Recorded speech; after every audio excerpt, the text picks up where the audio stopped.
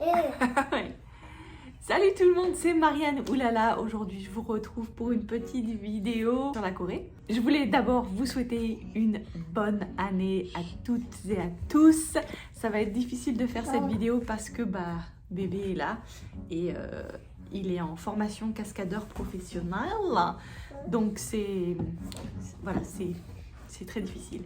Donc je suis désolée, mais il n'y a pas d'autre solution. Il faut absolument que je vous parle de la situation en Corée en décembre 2021. Alors, évidemment, on est déjà en janvier, donc la situation a forcément changé. Mais voilà, je voulais vous en parler. Je pense que ça peut être intéressant pour certaines personnes.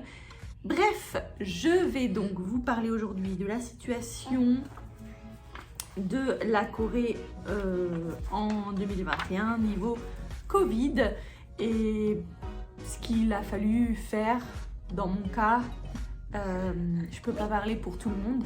Je n'étais pas une touriste en Corée puisque j'avais ma résidence jusqu'en 2022, donc jusqu'en janvier 2022. Malheureusement, j'ai dû renoncer à la résidence puisque je suis installée ici depuis 3 ans et en fin de compte, j'avais la résidence en Corée, j'avais mon entreprise en Corée, mais voilà, j'ai décidé d'arrêter tout et de faire ça aux États-Unis puisque c'est là où je suis et c'est là où je resterai probablement pour quelques dizaines d'années déjà, je pense.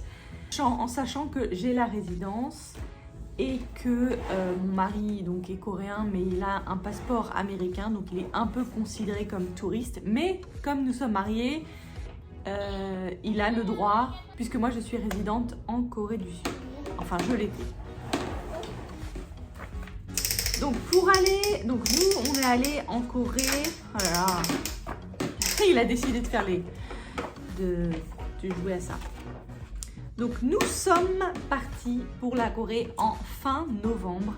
Les règles à cette époque-là, c'était si vous avez la résidence ou que vous avez vos parents, votre père, votre mère qui vivent en Corée, vous avez le droit à une exception si vous êtes vacciné de ne pas faire la quarantaine. Ce qui a changé 3 jours après parce qu'ils ont mis la quarantaine pour tout le monde début décembre, il me semble le 2 décembre. Donc je vais pas m'étaler sur, m'étaler sur les détails, mais nous ne sommes pas vaccinés, donc nous avons fait la quarantaine de 10 jours qui s'est assez bien passée. Mais en fin de compte, on a fait 14 jours au lieu de 10 parce que j'ai eu un trauma. Le premier test PCR qu'on a fait en Corée s'est mal passé pour moi et j'ai eu une blessure dans le nez, dans la cavité, parce que le monsieur est allé trop vite, trop loin, trop fort et du coup ça a saigné. Je suis allée à l'hôpital le 3e jour de la quarantaine. C'était le bazar, vraiment c'était le bazar, mais à part ça, ça s'est bien passé. On avait pris un Airbnb. Donc là aussi j'ai le droit de choisir un Airbnb puisque j'étais résidente en Corée, mais si vous ne l'êtes pas, il me semble que vous êtes obligé d'aller dans un hôtel qui est spécialement pour la quarantaine. Donc nous on avait pris un Airbnb qui aussi était vraiment super parce que on avait la terrasse en haut en fait. Et ça, je pense que c'était le truc qui nous a fait vraiment du bien. On est sortis tous les jours, etc. Donc, c'était presque pas faire la quarantaine, en fin de compte. Donc voilà, la quarantaine s'est bien passée. J'ai mis quelques points sur mon petit cahier parce que sinon, j'ai oublié de dire des trucs. Avant de refaire un test PCR. Et comme moi, j'étais vraiment terrorisée, il y avait en petit écrit dans le contrat que si on attendait 4 jours de plus, donc... on pouvait ne pas faire le test PCR. Donc en fin de compte, comme mon chéri devait travailler un peu plus et que moi j'étais terrorisée avec le PCR, on s'est dit vas-y 4 jours de plus. De toute façon on avait déjà prévu 14 jours pour la quarantaine parce qu'avant c'était 14 jours et ils ont changé. Enfin, les règles changent tout le temps et c'est très confus. Très compliqué parce que ça change tout le temps. Du coup, il faut bien lire tous les trucs parce que sinon, voilà, bref. Donc, nous, on a décidé de ne pas faire le test et de faire 4 jours de plus. Oui, et ça s'est très bien passé, ma foi. En général, donc, ce qui est du Covid en Corée, il y a beaucoup de gens qui sont pas d'accord avec le type de... Enfin, comment ils gèrent en fait la situation. Les Coréens gèrent la situation assez strictement, ce qui me rappelle malheureusement un petit peu la Chine, puisque tout le monde a un QR code. Donc, si vous êtes coréen ou si vous êtes résident en Corée, vous allez avoir donc un QR code sur votre téléphone. Téléphone qui sera donc un téléphone coréen. Moi j'ai encore mon téléphone coréen, mais bon, je savais pas du tout comment avoir mon QR code, c'était compliqué en plus parce que moi j'ai un nom à rallonge, c'est-à-dire que j'ai Marie-Anne qui est déjà 2 mots, plus mon nom de famille, plus mes 2 noms, mes 2 prénoms en fait que j'ai. Du coup, à chaque fois que je veux m'inscrire sur un site comme Coupang ou des sites coréens, en fin de compte, c'est très chiant. Il faut que j'appelle le customer service parce que mon nom est trop long et du coup, ça ne marche pas. Donc voilà, c'était très compliqué. Heureusement, ils ont d'autres techniques de traçage puisqu'il y a aussi le Anshim Call. Donc si vous avez un téléphone coréen et que vous pouvez appeler le numéro, vous pouvez faire ça, mais si vous êtes touriste et que vous n'avez pas de téléphone coréen, là, la solution est d'écrire en fait votre numéro de téléphone et d'où vous venez, vos coordonnées en fait. À chaque fois que vous allez dans un restaurant, dans un café, dans un department store, etc., etc. Il y en a qui le font plus ou moins. Ça dépend des endroits, mais il y a des endroits qui sont plus stricts que d'autres. Je sais que moi, il y a plusieurs endroits où ils n'ont même pas regardé que j'ai téléphoné ou pas, ou que j'ai mis mon QR code. Tu passes et voilà, personne ne te dit rien. Ensuite, là, c'était en décembre. Je sais que les règles ont changé en janvier et que pousse vraiment la vaccination à bout. Et du coup, quand vous mettez votre QR code en fait à l'entrée, ça dit quand est-ce que vous avez été vacciné, quelle dose, etc. Enfin, c'est très, je trouve, intrusif, mais bon, c'est le système. Je ne vais pas rentrer dans un débat politique, ça sert à rien. Donc, le QR code, le Anshim Call, et si vous n'êtes ni résident, si vous êtes touriste, eh bien, vous allez écrire votre coordonnée partout. Ensuite, donc, les règles ont changé. Je sais que maintenant, c'est beaucoup plus strict. Il faut absolument... en fait, c'est comme le pass vaccinal. Il faut être vacciné pour aller au spa, pour aller à la piscine, pour aller faire ses ongles, pour aller au café, pour manger au restaurant, etc., etc. Moi, en décembre, il n'y avait pas autant de règles que ça. La seule règle qui était vraiment très importante, c'était pas plus de 4 personnes au restaurant. Et les restaurants ferment à 21h. Moi, j'ai quand même pu faire pas mal de choses parce qu'en fait, on a décidé de se faire tester assez régulièrement et on a trouvé un hôpital qui n'était pas trop cher. Donc, c'était dans les 20 et quelques le test. Et en sachant que c'était moi plutôt qui sortais, puisque c'était moi qui voulais aller au restaurant avec mes copines, etc., etc. Donc, moi, j'ai fait le test je ne sais pas combien de fois. Si vous allez dans un spa ou quoi que ce soit et qu'ils vous demandent soit une vaccination, soit un test PCR, il me semble que le test PCR doit être de moins de 72 heures. Donc voilà, mais c'est possible. Voilà, si vous avez un bon mental pour se faire tester dans les naseaux tous les 3 jours.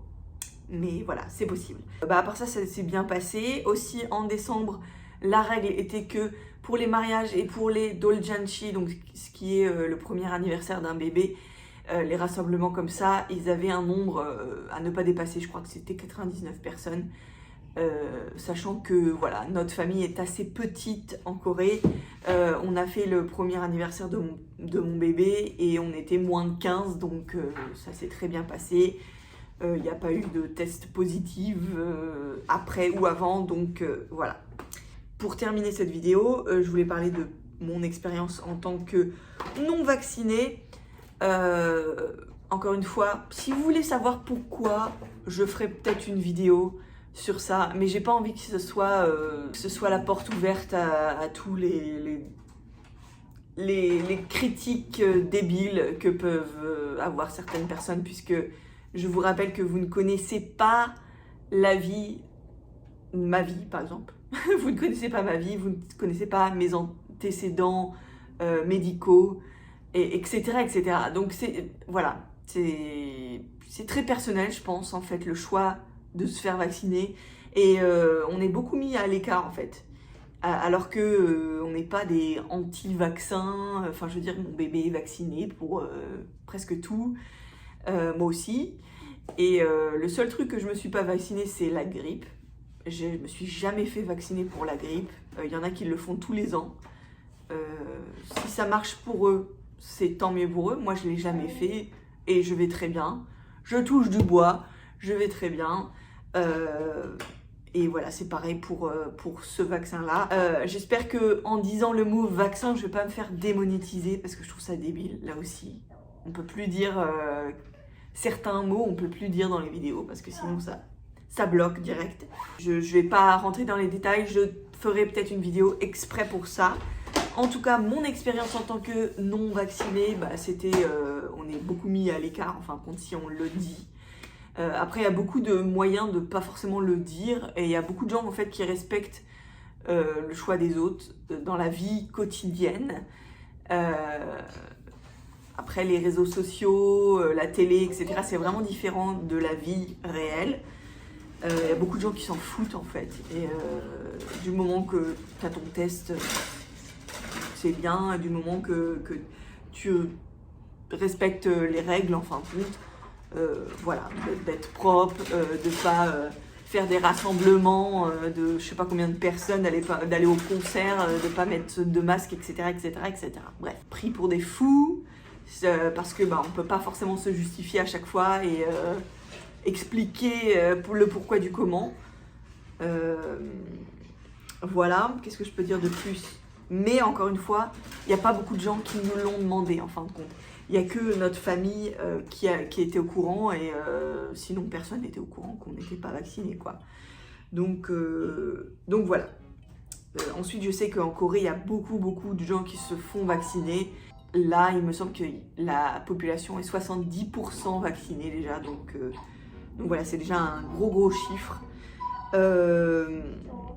Et ouais, dans mon cas, les tests PCR à outrance. Et c'est la seule solution, en fin de compte, pour continuer à vivre, voyager, etc., etc. Je suis désolée pour les bruits de fond. Mais voilà, c'est beaucoup plus compliqué quand on n'est pas vacciné, mais c'est possible en faisant des tests tout le temps. Alors, ça a un coût, effectivement, mais c'est possible. Voilà. Nous, on est allé en France en septembre, ça s'est très bien passé. Et en Corée, là, en décembre, et ça s'est très bien passé aussi. Et j'espère que l'année 2022 viendra des solutions un peu plus comment dire, common sensical. Donc on verra ce que l'année 2022 nous réserve, mais en tout cas pour l'instant j'ai pas de voyage prévu.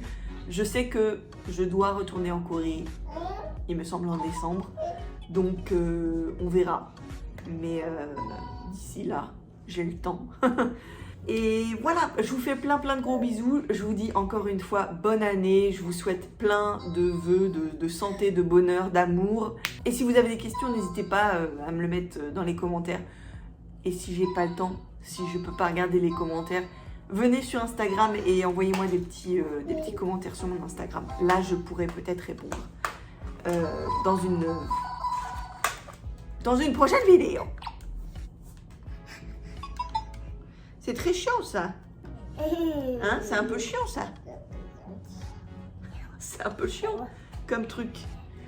Qu'est-ce que je disais? Oui, si vous avez des questions, n'hésitez pas à me les envoyer en commentaire ou sur Instagram.